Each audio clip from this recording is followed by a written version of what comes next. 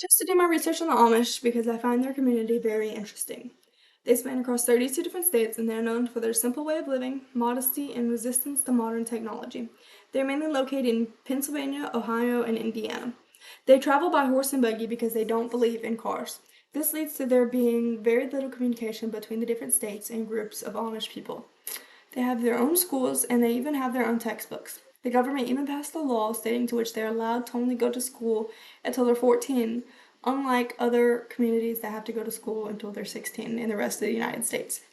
Because the Amish believe that going to school for anything past 14 is corrupting their children.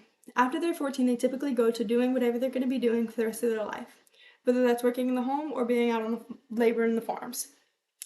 The Amish have pretty set gender roles. The women typically stay in the house and the men typically work outside. They're also known for their shunning.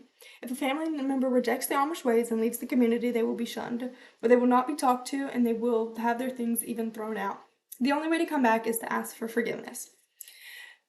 Because of how small the Amish community was originally, and because they don't travel by cars, they travel by horse and buggy, which means they don't get to travel very far.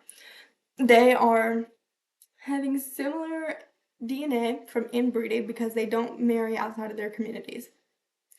This has led to them calling it the special children, which is where they're showing signs of inbreeding.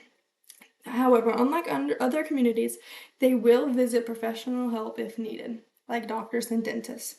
I would feel less anxiety visiting this culture by knowing their culture and things that they do and how they behave.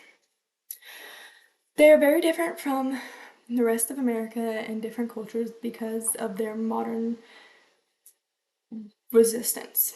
They do not do a lot of the things. They do not have modern electricity and phones or communications. They don't travel by car. And they're set gender roles. It is kind of like living way back a long time ago. And I find that very interesting. Thank you.